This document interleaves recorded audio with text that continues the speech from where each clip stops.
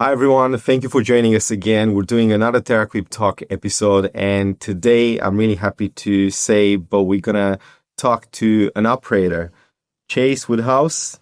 Chase, welcome. Thank you, mate.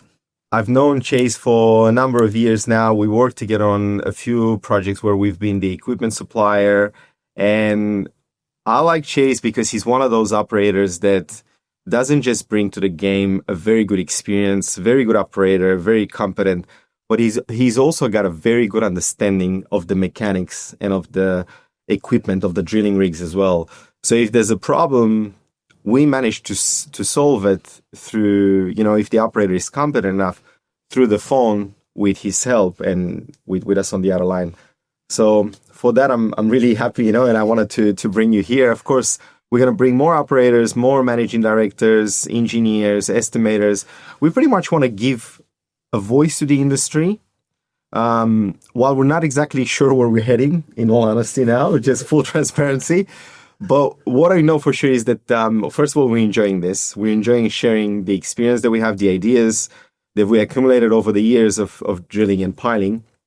But also to give what we also know for sure is that we want to give a voice to the industry, to different corners of our industry, of our field.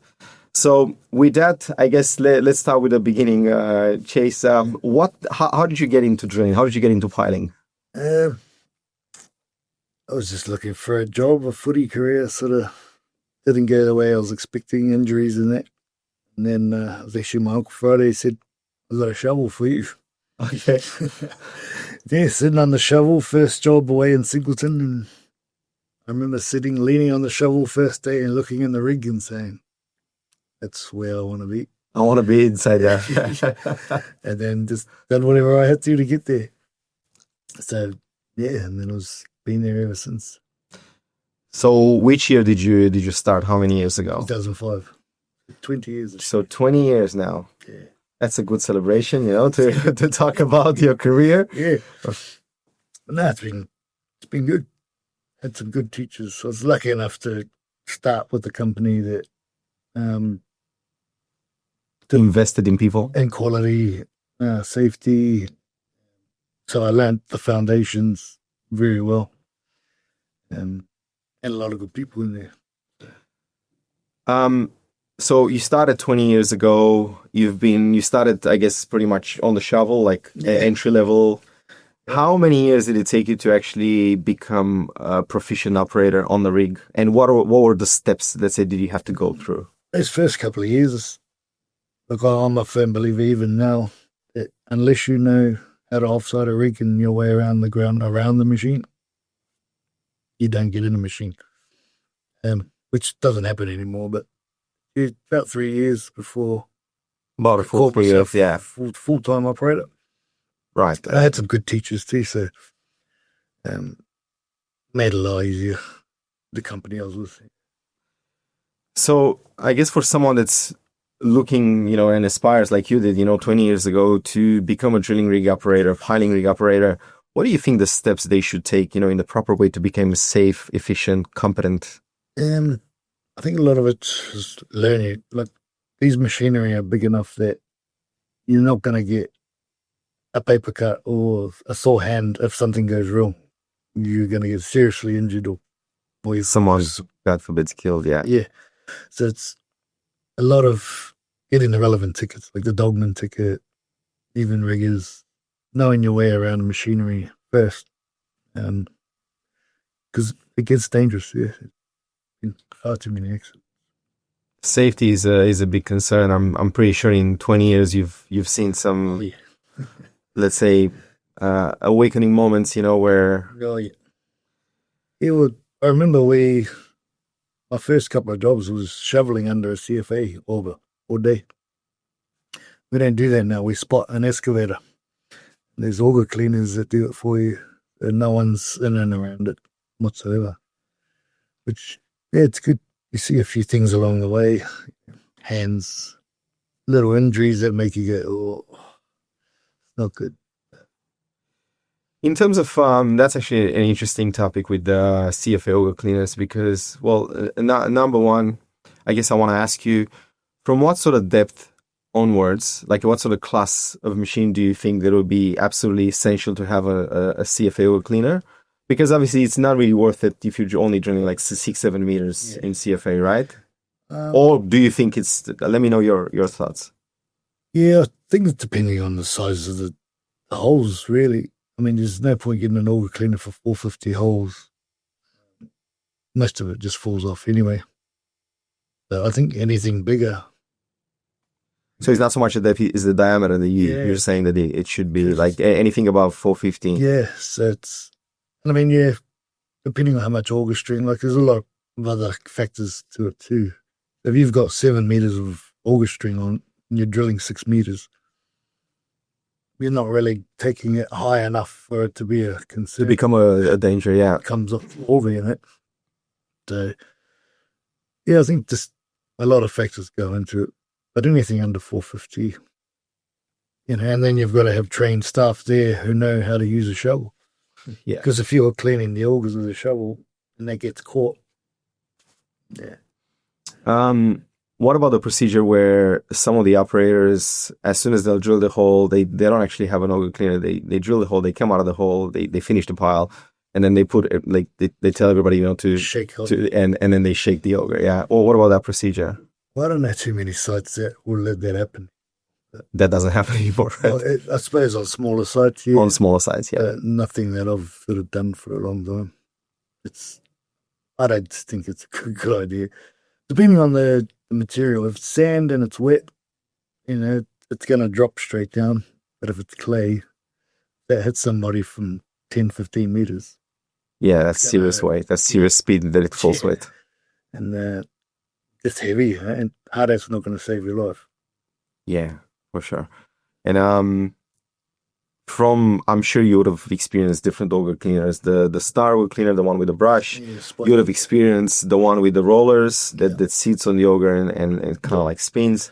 Well, in your opinion, what's the most efficient and practical? Because I'm sure, like, from what I know from my experience, correct me if I'm wrong, there's no auger cleaners that can actually clean perfectly the auger. It just doesn't exist. As long as it gets most of it off, like the ones with the rollers and plates. You think those are the most efficient, right? Only because you just have to push a button and they roll down themselves. The spiky sort of comes from outside in, and it's just, there's potential for those spikes to break, flick off in that as well. So something that's on the bottom of the gates that just goes up and down works perfectly. And it's enough to get everything off. So if it goes too high, nothing's going to come down at you. Yeah. Nothing significant. Yeah. The only, I guess, downsides, from the business owner side of things, from the, managing directors of piling companies, is that, they always want to have the biggest amount of depth. They want to get away with the biggest amount of depth, from a piling rig. So as soon as you put one of those rollers, you lose 1.5 meters of depth, which is very essential sometimes, for some of the jobs.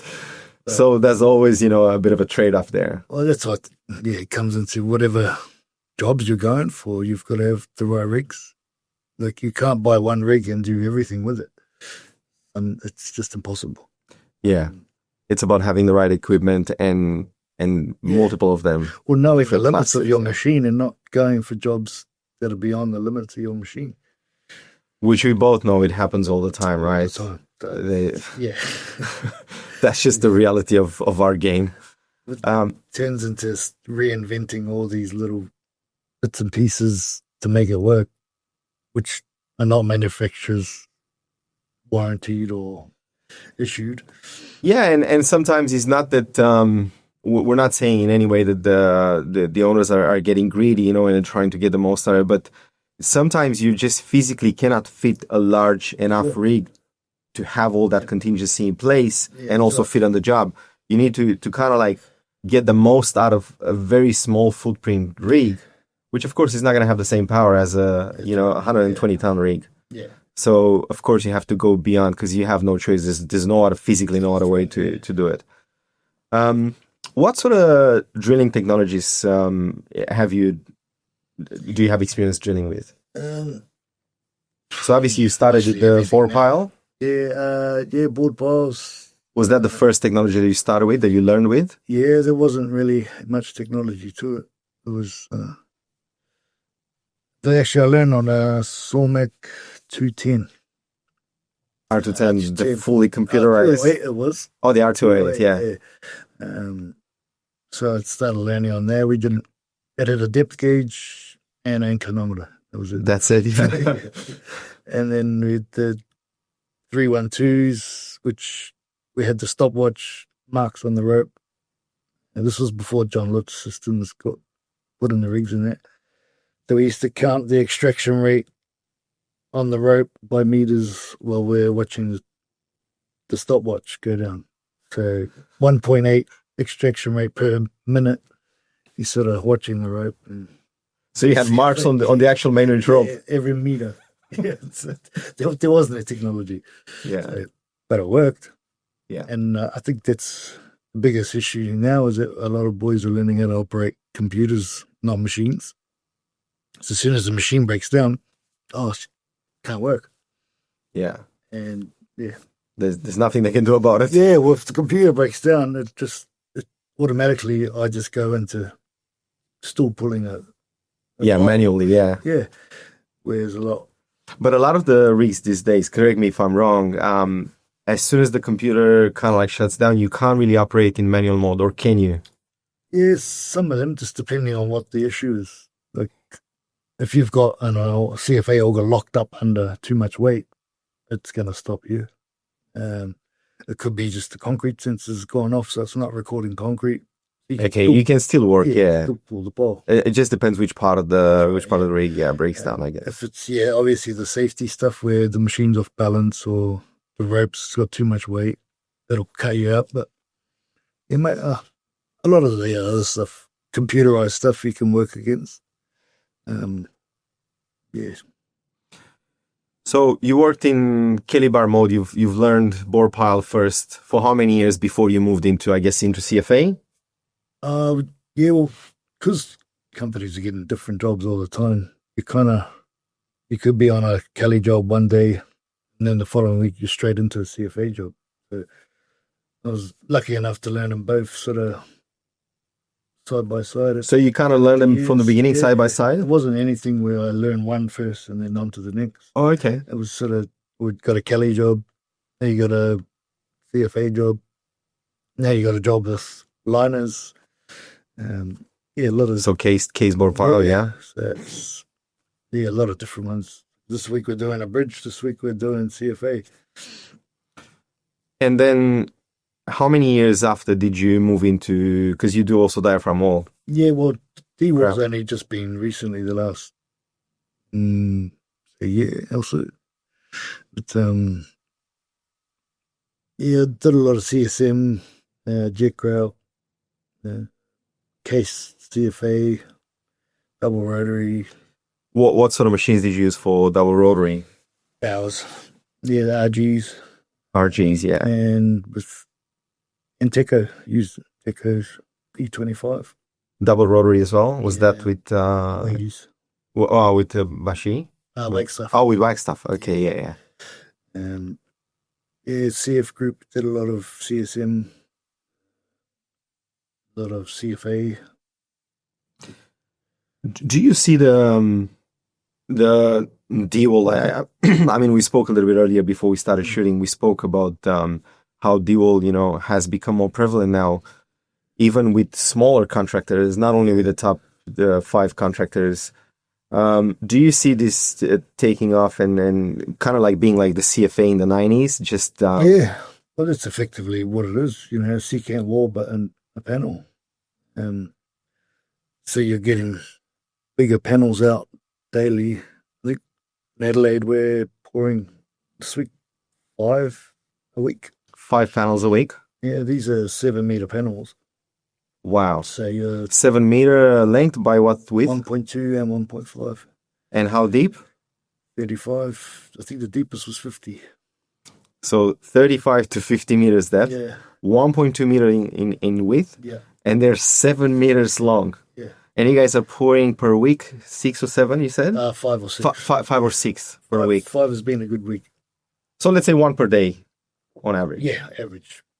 Wow. So, So why do you think this technology is catching on? What are your opinions on it? What do you think the advantages are, let's say? Yeah, a lot of it will have to do with once the initial setup, I think it's quite expensive. For production wise. So production is one advantage. Yeah, we got 3 D-wall rigs on one site. So everyone's digging away. Yeah, it's just, I don't know, it makes sense over CFA where you've got the concrete pump following a truck all day. Look at that initial setup. It's obviously a bentonite plant. Yeah. But then you're able to have multiple holes open. You can keep digging until you run out of bentonite, essentially. So we could have 6 panels open and still be digging. Whereas CFA, you can't dig it until you've got concrete there. That's right. So so logistics of it is another one of the things. Let's run a little bit, for the people that I guess don't really know much about diaphragm wall.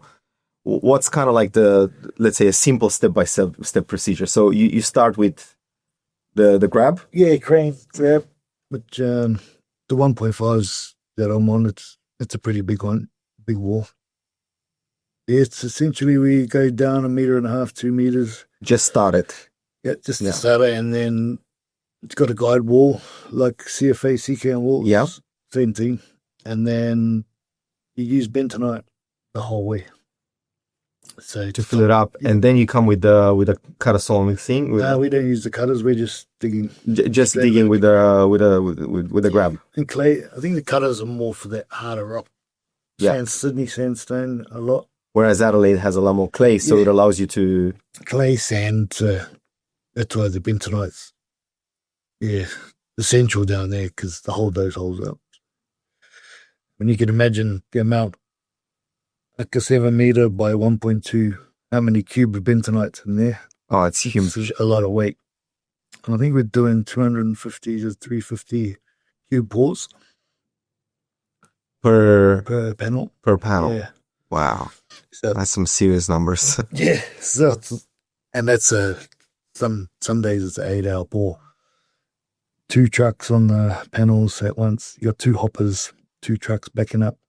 All day. Sometimes we're getting 60, 70 trucks per hole. Wow. That's just all day nonstop. Epic. Yeah. But you can have the boys pouring while you're digging more panels. Yeah. So it comes back to production again. And what about the actual finished product? I'm guessing you also have some advantages with that because it seals a lot better. Yeah. Whereas the CFA can be a little bit of a hit and miss, even double rotary, right? Yeah. I'd say even with D-wall, there's a lot of remediation work that goes on afterwards, just for water. Is the sealing of it the biggest problem, the biggest challenge? Yeah, for most of it. I think just as water stop areas and stop ends. It just depends on if they're done properly. And if the holes are dug straight, you come into a lot of problems when you start running off a bit, which can happen pretty easy, but you try not to. Yeah. What are some of the, I guess, measures that you put in place as an operator to make sure you go straight? Oh, you just got to pay attention on the grab. Yeah, you can't. It's not one of those ones where you could drill hard rock and have a look at your phone. Leave it on auto rotary and then scroll through. It's one of those things that even something out of the corner of your eye could take your attention. And then you get into a pattern of, because you got to spin the grab every dig. Get into a sort of flow state where you're just digging and digging. And anything that takes your attention off, you forget which way you rotated, or can be a pain. But it's just got to pay attention. And it's the 1.5 grabs is 30 ton off a crane. I was just going to ask you, what's the weight of the entire attachment? 30 ton for the grabs. So it's almost like an entire medium class drilling rig. Yeah, well, it's a crane. No, I know. I mean, but just let's say yeah. you consider like an IMT 140 is 40 tons. Swinging off. This is just, and that's the entire machine. This is just what you're swinging in your front. Yeah. And you go down up to 50 meters, you said? And it's still swinging off a crane. Most cranes don't swing that amount of weight off the front. So what crane is it? Well, we got a few there. We got mostly Liebherr 8100s. And we got 4 of them. 8130, which is 130-ton crane. Wow. 885 just came in, and we bought a Sani from Singapore, 100-tonner, fixed mast, just for grab E-wall. And works well so far.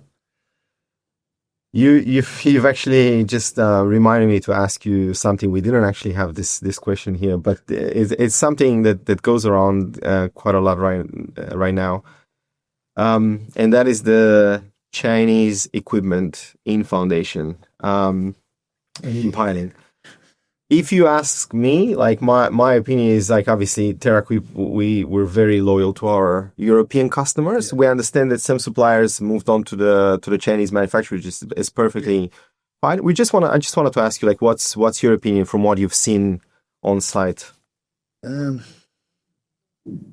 put it blunt, you pay for what you give. So it's a lot cheaper, but you encounter a lot more problems. Like I've noticed over the last few years, especially augers, CFA augers, a lot of stuff's been coming from over there and they're just getting ripped apart. There's too much torque on these machines for... That's when it comes to tools. But what about the actual, you just mentioned it's a whole new Sani... They're getting better. Oh, for sure. They come a long way. That's for sure. But still, we're talking about, such impressive machinery, such dangerous machinery. Yeah. Such tall, everything sits up there in the, a lot of weight up there in the air. Yeah. So, some of the components are not as high quality as they probably should be in some of those areas that need to be safe. Like my opinion was always, I've seen quite a few, influencers, talking about Chinese equipment, and talking highly of them, but not drilling rigs. They were talking about mostly like excavators and so simpler machines, not as many moving parts as a drilling and piling rig, right? Yeah. Whereas I just feel like the precision, the quality, the overall craftsmanship needs to be at such a higher level on a piling rig that it needs to be on an excavator, to have this machine. Actually, all the Chinese machines are copies of the European machines, just without the high quality materials, which you can feel straight away too. Like the Sani is effectively a copy Bauer. Yeah, it feels like a Chinese Bauer. What I've noticed throughout the years is there's a lot of engineering that goes into. All these manufacturers, all the European manufacturers have their own secrets, where they reinforce things. Even if you look at even the arms of an A-frame, right, where you've got the pads. Yeah. There is so much engineering there. There is so much trial and error and so much fine-tuning that they've done over the years. And you think, I'm just going to copy that and it's going to be sweet. No, you don't know where all the reinforcement points are in that and what makes that A-frame not budge for the next 20,000 hours. Right. You don't know. You think you know. You think you've copied it perfectly, but it's not the same, right?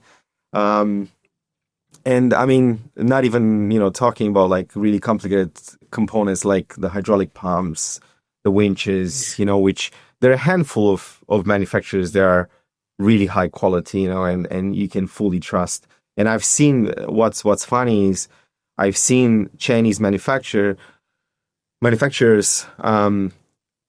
going and picking up, like the essential components such as the pumps, the motors, the winches, and putting them onto their Chinese frames, and then while it's still made in China, it still has some of the components which are quite reliable. But putting all of that together is not as easy as at least that's my opinion.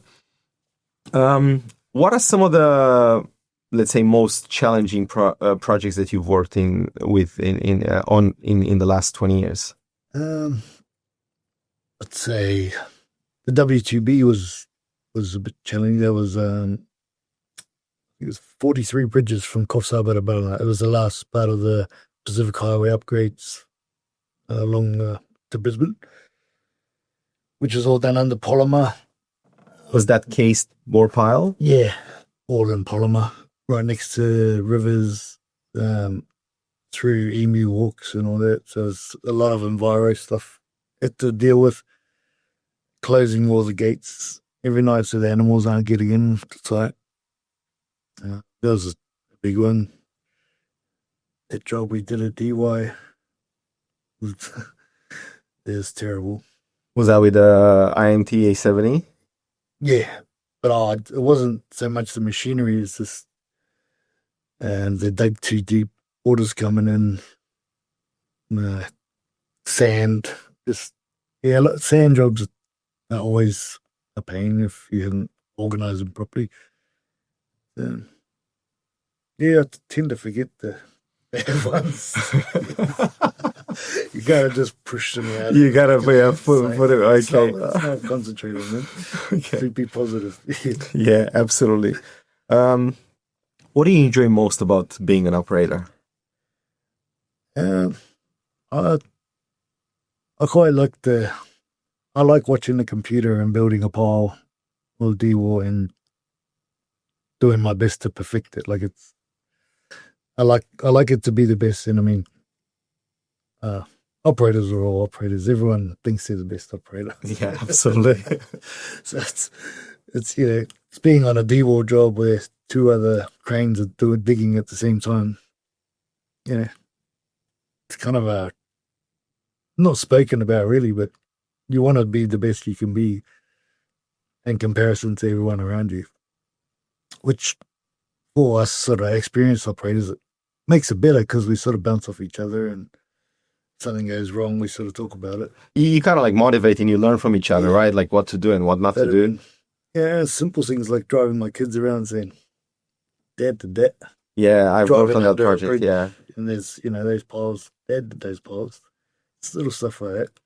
I did say in one of the previous episodes that it's this career and what we do, our industry is rewarding, not only from a financial perspective, but also, it's quite a meaningful career. And it's very, I guess it's a pride thing, to say that, as you said to your kids, like, Daddy built that, Well, considering, like, you don't have to go to uni or, like, I didn't even finish high school. So to sort of get 20 years on, when I left New Zealand, I didn't even know what a piling rig was. Sort of fell into it. And so you came from New Zealand in what year? 2005. 2005. Yeah. And then immediately you started pretty much working. Yeah. I got out a job ready for me when I got here. That was it. And I worked away from home for years. And then, still every now and then I'll take a year or two off working away and work in Sydney. Then a big project will come up, get a phone call, well, you interested? Yeah. Yeah, you do get the phone calls for those interesting projects, the challenging projects, yeah. But it's being able to travel the whole country and get paid for it. Yeah. I mean, I did Kempsey, Ballina, Coffs, all the bypasses right through the Pacific Highway. Lived in Yamba for a year, doing all the work. See, we're living in a lot of piling is bridges. Bridges are always over water, so we're always somewhere nice, in a good place. Work's hard, dirty, but it can be quite stressful as well, right? And it's quite challenging, especially for mental health. And that was another one of the points that I wanted to talk about. I guess, yes, the industry is rewarding. It's quite meaningful what we do. We take a lot of pride in what we do and our work ethics. But at the same time, let's face it is a stressful environment, what we do. Whether you're an operator, equipment supplier, or business owner, or an engineer, it can be quite challenging. So what are I guess, some of the ways that allowed you, to be such a long time and still, be, healthy, and how I guess, how do you mitigate those sort of challenges? It was What are some of the strategies, let's say, that you put in place to ensure that you have a lot of it's a healthy state of mind? Comes down to routine. Like you gotta, and a reason why you're doing it. Mine's always been gym, exercise, and sort of just talking about it, like having people there to bounce off from. Lucky, I've got a real strong family background and a lot of good mates around me, and a lot of my mates are in the same industry, so you spend a lot of time away with the same Absolutely, boys. yeah. You sort of make sure you have your alone time and what you need to do, but at the same time, make sure you got someone there to talk to and have a vent with. And So talking about it, gym, exercise, especially with boys that on the same page, and they know what, they understand. because they're going through it too. So we do a lot of stuff. We've got a few boys down there. We have dinner every few nights together. We go out and do all little stuff like that. I think what's changed in piling now is there used to be a huge drinking culture. It just used to be every night out, go to work, hungover the next day, which Is not sustainable. no, not at all. And I think a lot of site safety's got a lot to do with it now, with breathos and stuff like that, which is good. But So it's a lot more strict environment, from a job site perspective too. I think just the world's changing now. Look, alcohol is not as big as it used to be. I don't drink anymore. Once or twice in the last 7 years for an occasion. Oh, wow. But it's not a weekly thing anymore. Monthly thing. I could count on one hand how many times I've drunken in the last year. Yeah. Wow. You talked about working away from home, and that was definitely something that, I had to deal with a lot in my career, being away from home and sort of still trying to maintain, I guess, a healthy family style. That's right. And be there for my family. That was always incredibly hard. And, that's something I went through as well, and I've lost my marriage, pretty much.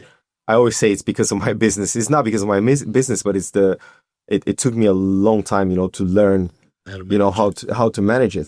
There's no secret. It's extremely hard, being away from kids and then working away. And then when you come back home, you can't just give 100% on your job. And then once you get back home, you got nothing left in the tank for your family. That's not okay either, because in the end, our families are very important, right? So that's what we do. We do that for, Yeah, I think it's quite common in our industry. There's families separating and stuff like that. Like I went through it as well. But yeah, I don't know. It's just one of those things you have to be on the same page from the beginning with it. You mean pretty much with the partner, right? To have a good partner, supportive. Especially with kids, you're leaving them home with kids and that. But yeah, I don't know. I suppose it's prevalent everywhere now. For sure. Divorce is prevalent in any industry, really. But yeah, I'm just talking because it hits home for me as well, and it's something that I've seen a lot of people do, where they're working away from home. I mean, there was a time when I was pretty much 50% living away and 50% at home, Well, my year this year is going to be 70% away, 30% home. Yeah, much, there you go. But it's a hard one to juggle, especially with kids. That's why every couple of years once a big project finishes, I'll come home and take a year off. Even if it means just jumping into the bigger for someone here and there, but So taking, let's say, smaller profile jobs, but just to be home next to the kids. Like a lot of us just I've got a passion for coaching footy and all that as well. So I take that into account. Every couple of years, I'll just back off and put everything into my kids. Yeah, because last 2 years, I was in Sydney, and Adelaide's first job I've done since Perth. So I did the big Perth Metro, came home for 2 years. Then GF rang me for Adelaide, so all right, I'll go down. Yeah, I'm ready now for the next big one. Yeah. How long are you going to be on this project for? About 18 months. 18 months, okay, yeah. Yeah, they're tendering for more, so it's piling in. You don't know until it happens. Yeah. Until you get there, you don't know where you're going. Until you're finished, you don't know how long it's going to take. Yeah. That's usually the case in general with bigger or smaller projects, you don't know until you're actually in the ground. You don't know what you're going to find sometimes and what the production is going to be like. I think that's the hardest part with managing families in this. You don't actually know. You could be... I'm lucky enough our company has a very good roster. A lot of companies do 4 weeks on, 4 days off. 4 days at home with your family. It's not enough after you've been away for 4 weeks. Yeah. Whereas a lot of our boys are happy, we're happy to go back to work now. We're 3 weeks, 1 week off. So it works out well for us. But yeah, a lot of people don't have that luxury. Some don't have it at all. You could go home for a weekend. We got boys, FIFO from NZ, they're doing 8-9 week swings. Wow. Which is in a whole new country.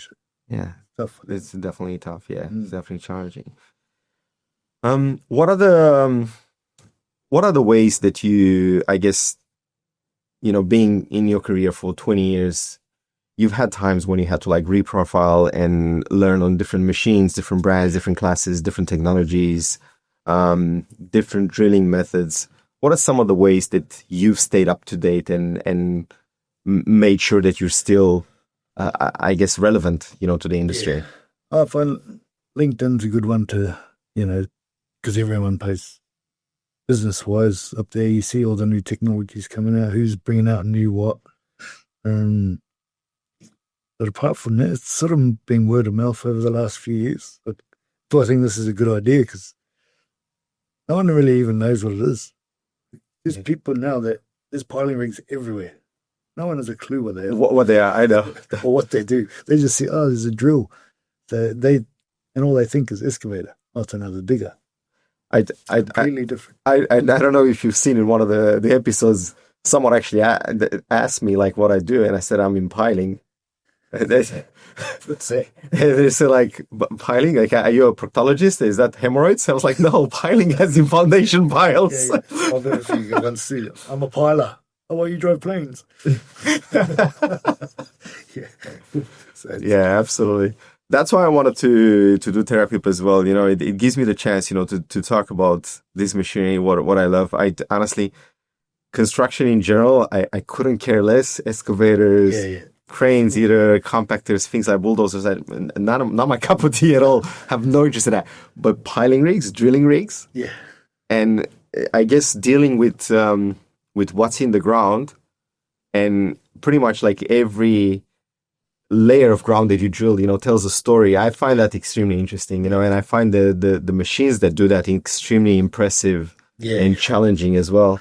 Oh, it's not just easy to get it. You can train anyone up to drive an excavator. You could probably do that with a piling rig, but it's, for us experienced boys, we see you don't get paid to drill holes. You get paid to fix it when it doesn't go right. To solve problems, right? Yeah. Because when it gets complicated, it's extremely complicated. Anyone can drill a hole in. I noticed that just working in the smaller civil companies, just walking a rig around with experience, you're watching boys do this. They're walking slow where I'm got my feet mask laid back a little bit and swinging all over the place. I didn't realize it until I got to those smaller sites where the experienced operators, they didn't know you could do it. Yeah. I wouldn't recommend it to them to do it. Yeah. It was just second nature for... You're going to be like, I heard on TerraQuip Talk, I heard Chase is doing it like this, so I'm just going to do like this now. And that's just come from being in there. Yeah, experience, man. Absolutely. Yeah. And feeling the rig, feeling the machine. That's right, yeah. And I was told once years ago, when I first started, you should be able to drill a hole with your eyes closed just by listening to what different sounds it makes. The hydraulics, the pressure of when it builds up on the auger, stuff like that. And I've always thought about that and think that's a good way to look at it, because you've got to feel the machine. It's not an excavator. You can move 5 degrees and the whole weight balance changes. Yeah. Whereas an excavator, you could spin around and around. Do whatever you want, yeah. It's not going to tip. Yeah. You're going to have to try really hard to tip an excavator. Yeah, where it takes 2 seconds to tip on it. I haven't done one yet, but... Touch wood. Yeah. One of them, there's that many safety things in now, and like I said, you can feel the momentum in a piling rig. So an experienced operator would know, and unless it's ground conditions that you don't have control of. Yeah. Most experienced operators can feel the weight of where it's going and what's on the front. Because I remember having, with Keller, I did a check route in DY. They put a 20-meter mast extension on a BG24, which made it a 42-meter mast. We were doing here 36-meter lamella walls in front of a C-cam or jet route. No one wanted to drive it. I said, I'll give it a go. The extension on the jet routing is more like a lattice boom. Yeah, that's right. So it's not as heavy as an actual mast. Yeah. The issue is that... But still, you can see it up there. Yeah, well, jet route, you operate over a trench because all that route's coming out. So you're operating completely outside the radius of the machine's manufacturer's specs, which in itself is dangerous, but worked. What sort of methodology did you have with jet grouting to, I guess, monitor the parameters of what you were treating? You know, because it's a soil treatment methodology, jet grouting. So you're drilling with grout, air, and water. Yeah. So what they call in the industry T3, like a 3 fluid. Yeah, it was dangerous. And 36 meters of rod on there we actually did have an accident on that job. Not a major, but we sprayed a bit of concrete on the existing buildings there. But yeah, it was just a matter of watching pressures. So just for, and correct me if it's been a while since I've been involved with jet grouting. For people that don't know, with jet grouting, you're basically injecting really high pressure, water and air as well, but grout. And the grout is injected at such high pressure. We're talking, I think, anywhere between 450 and 600 bars. Yeah. Yes. So that's enough to cut around 5,000 psi. Yeah, so that's pretty much enough to cut building blocks with it, wood, anything. So it's just huge pressures in there. And the head at the bottom, you don't want to be anywhere near that if once it's. That's another big setup. So what was the total depth that you treated at that time? 36 meters we were going. 36 meters, and the end. Let's say diameter. What was it of the treatment? About 1 meter, 1 point. Yeah, they were I think they were 2.5 meter, but they're lamellas. So you had 4 jets going in, 2 jets going in opposing directions. So you end up with effectively a X. Oh, like an X style. Yeah, coming up in front of the secant wall. So it wasn't turning at the same time while you're extracting? No. Oh, it was just straight up extraction. Okay, yeah. The jet grouting that I've been involved with. That ground improvement? Yeah, it was turning. There's a few different ones. This one was sort of a water stop in front of a CFA wall in DY. A little bit different, but same methodology, just without the rotation. Was it all over the bottom as well, or just the perimeter? Just the perimeter. Just the perimeter, okay. Yeah, where the ground improvement I know you're talking about, we've done that a fair few spots. It's for that soft swampy ground. Yeah, that's right. Yeah. So that we use displacement head, CFA, without digging it out. You just displace it. You just displace the ground. Yeah, that's more like a CFA displacement method. Yeah, done a lot of that as well. You've done a lot of that. Yeah. Did you do the one where the displacement was happening on the extraction, or did you do the one where the displacement was being done through rotation? Through rotation. Through rotation, yeah. Yeah, it was because there was a newer method. I saw that. Yeah, that was quite interesting. They were displacing a little bit on the way up, but it was more like just a CFA on the way down, and then on the way up, they were displacing it on the way up and using the extraction, which the extraction force is a lot higher than the torque. So they were tricking it this way, you know. Yeah, I'm not sure if that took off. I saw it in a seminar. Yeah. I saw this method. I haven't actually seen it online. Live. Yeah, right. Yeah, we did a lot of big job in Newcastle for the railway up there. I think we put 1,000 poles in one, like the train. It's a storage around there. And what sort of diameter was it? There's 450s. 450, yeah. That's pretty much kind of the maximum that you can go with displacement, right? Because the forces are just huge to try to displace, even if it's swampy ground. We're going 20 meters deep. And it would, a quick method to do it, I've got a video of it somewhere, 8 minutes, drill and fill with 20-meter displacement pole. And on about BG24. Yeah. So big, powerful rigs for that. Yeah. But, obviously, you got to have the right concrete gear and pumps as well to go with it. And the experience to those sort of production numbers, you've got to have experience, boys. Like, a lot of people now are going to hire an experienced operator or supervisor. You're going to get all this production. It's a whole crew. There needs to be experience. Yeah, absolutely. They're putting people who've never been around a rig in front of a rig now. He has no idea what he's looking at. Doing his best of what he thinks he should be doing. I find that's the biggest issue in the industry at the moment. Inexperience, but at the same time, no one's putting any effort into training anyone up anymore either. Just get them a VAC and put them on site. Do you feel like the experienced operators, they kind of like guard a little bit their knowledge and their experience, and there's a lot that do, yeah. There's a lot that do that, right? I try not to, but you get this, I don't know whether it's unconscious bias or can't remember what you call it, but you can see whether someone's going to be a decent operator or not pretty quick. Or whether they've got the temperament to sit in a machine all day. It's just not for everyone.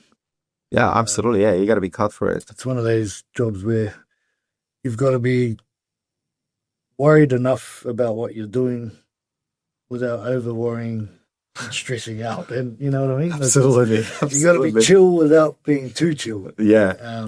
Finding that right medium, right? And I've noticed that about you, and I think that's why we kept a good relationship since the first time we worked, and I met you on that Sydney water job with the 8215, and I was actually really impressed. How fast you understood that you managed to help us, with the setup of the machine, and then whenever there was like a teething issue or something, you knew straight away how to fix it with just a 2 minutes conversation on the phone. Yeah, that's experience, trial and error with machines. And I remember I even asked you a few things about the job as well, and how you drill and how you I guess how you feel when the rock comes, what you do then with the rotation, with the extraction and all this. And I remember I was like, wow, Chase is actually a gentleman. He's willing to talk about it. Whereas as I said, some other operators, they're not very keen to talk to you about that sort of stuff. Yes. They kind of guard their knowledge. What was your opinion, by the way, of the 815 drilling at that time? Oh, see, for me, coming from starting without all the technology, I loved it. It was like going back in a bit of nostalgia. Right? And I'm working all day. I'm not just watching a computer, but it's was good. I loved it. It's about the feel, isn't it? Yeah, and it made me sort of, you're building a pile again. You're not just watching the computer. That's what I love about drilling is building a pile. You know, there's no better feeling than coming up out of the hole and your concrete's exactly where it's supposed to be in the amount of it, right? Yeah, and you're not overpouring or it's coming out everywhere. So yeah, for me, it's a bit weird like that. But yeah, I didn't have an issue with them, you know, and I'll admit, everyone sort of said, as new things come in, this is rubbish. These machines are shit. Until you drive it, you don't know. So I had people saying, these are shit. Until you get into it, I thought they were great. They had all the right components that needed. Yeah. Everything was put together. It was a bit harder to set up than most of the expensive rigs. Yeah. But once we got working, it didn't take long. Didn't take long, yeah. It was good production. 20-meter holes. Yeah. Yeah, well, that was one of the challenges that I had to put up with in Australia. I mean, I left for a brand that was very present here to a brand that basically had 0 units here. But the reality is that brand actually was 50 years old, that I was for, and I was like, it's not new at all. Yeah. They've been making machines for 50 years, and the original founder was actually the inventor and the manufacturer of the first Italian drilling and piling rig. Yeah. They were supplying, they were using the power of a tractor. It was a PT of a tractor with buckets, and he was drilling to about like 2.5 meters with the buckets, like just on the chain. So that was back in 1957. You're right. So you can imagine, the sort of, and then the IMT name only started in 1974. Yeah. But the guy's been experimenting, with different drilling technologies, and he was also the inventor of the Kelly bar the locking Kelly bar that everybody's using nowadays. He's actually the inventor. The original owner of IMT. He's dead now, of course, but it's his son that still manages. Yeah, right.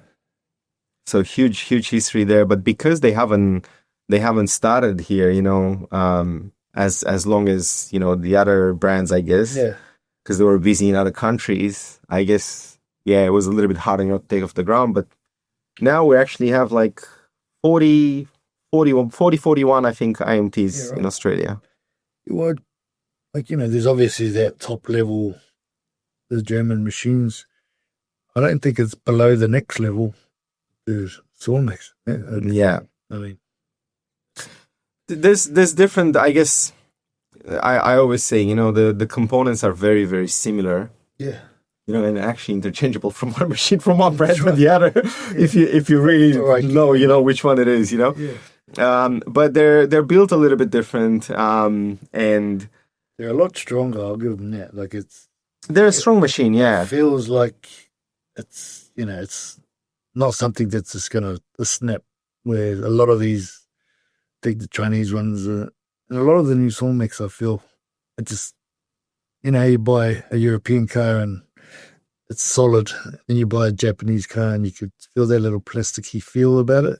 It's got that strong feel about it, which a lot of the new rigs feel a bit plasticky. Yeah, well, you see, what happens is I feel like with a lot of the new rigs, and this is me being fully honest, and transparent here. I mean, I'm always trying to be honest, but being also transparent. They're trying to achieve the most with the least amount of weight. But in drilling, you can't really do that, in my opinion. You need to have the weight to sit on that tool. Yeah. You can have all the power in the world, all the hydraulic pressure. I was actually just talking to a very good friend of mine last night about this, and he said, like, this brand of piling rigs, I'm not going to say the name, they increased the pressure to like 450 bars, whereas the weight is actually less than before. Yeah. It's like, how the hell is that going to work, You can have all the pressure in the world, all the power in the world, all the biggest tensions, but if you don't have the weight to sit on it, it's not going to feel good. It's not going to drill well. No. It's just simple mechanics. It's just simple physics that you can't really I guess ignore the laws of physics. Yeah. There's- And you said about feel, and this is what I wanted to ask you. With IMT, what do you think about the way they're balanced? Yeah, well, the machine, I'd put it close to, it'd be like an SR60 or something. Look at, Wasn't it? Yeah, which is a cat base. which is a cat base. One of Yeah, the most balanced machines there is, I think. Well, before you start getting into the bowels and that. But I reckon it's pretty similar. Yeah, I wouldn't have an issue with either one drilling the same job and not having a problem with it. yeah. Even the setup's a lot similar too. The SRs. Yeah, they are. That's right. Yeah, winches on the mast and Bottom of the mast folds under. Yeah. No. Very interesting, Chase. There's so many things, that I wanted to touch base with you, and it's always an interesting conversation every time we catch up and we have a time to we have the time to talk. I guess one of the last questions. Everybody's talking nowadays about AI, and how it's going to influence their job and their field that they're in, and how some of the people, they're looking to, I guess, reinvent themselves and move into different fields. How do you think we're sitting when it comes to AI in our industry? Well, we're sort of getting to the point where you can operate a whole machine from outside the rig now, remote control. Drilled by wire, right? As they said. The little Marini, the 350, it's a remote control, yeah. But I just unloaded a 100-ton crane at the yard the other day by remote. And the LB45, they're all remote. And then when you're sitting drilling... Is the drilling function remote as well? Or just the positioning? Well, between CSM and CFA, I can set the computer, lock it, push a button, and then sit there till it gets to the bottom. All right, stop drilling, reset, bang, or. But do you see that, I guess, taking over an experienced operator, from an experienced operator's job? I don't think from experience. It depends on the job, I guess. If you've got a flat surface, ground conditions are good. Like if everything's working in its favor, it could happen. There's too many variables on a site that would change it, I think. Weather, ground conditions, material in the ground, like what you're drilling. I can't say one day there won't be. Yeah. It's but not for the near future no. Anyway, right? At least I don't see it from my perspective. Because, you'd have to have a whole site mapped out. Yeah.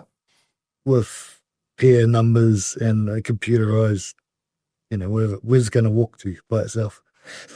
And then the logistics of it as well. It's not only about having it mapped, but it's also like, there's multiple trades working at the same time or preparing for the next stage of the building where, it's hard to assign just for piling the entire job site. But I suppose if you wanted to put it on I'd see a displacement job would probably be all right for something like that because you're doing grid lines of just displacement. And the ground stays in the ground. The spoil stays in the ground. You don't have too much spoiled removal. Taking away a lot of that, but other than that, you have to have a AI concrete pump as well. AI concrete trucks coming in. Well, they've got dump trucks over in Western Australia that are running without drivers now. Oh yeah! Wow. So they, who knows? Very harsh stuff. All right, and I guess the very last question now: is there any advice that you can, from what you've seen online, with TerraQuip Talk? What do you think I should do, or do you have any advice for me with what I should take this and? In terms of with the. Yeah, like in terms of the actual podcast, like any ideas or how I can make it more interesting and. Oh, I think just, it's a colorful industry with so many different characters. Everyone's got an opinion on different things, and no company does everything the same. Yeah. So everyone's going to have their own way of doing things. When you look at how many drilling methods there are, there's methods to those methods as well. Yeah, even variations of So people might not even know what I'm talking about because they do it differently. But yeah, no, I like it. It's something like we should. No, hardly anyone knows what a polywig is. Yeah. Oh, a digger. It's a digger. Yeah. But Or it's a crane. yeah, great. That's it. Yeah. No, I mean, I listen every week. I always wait for the clips. It's something that I'm interested in. So, well, look, thank you so much, man. I really appreciate the time no you took to come over to Thailand, especially because you live in Wollongong now, so you had to come all the way to Parramatta. I appreciate the time and enjoy it because you're going to be off for the next 6 days now. Yeah. Enjoy the time off, and I'll see you next time, hopefully. No worries, but Cheers. thank you. Thank you.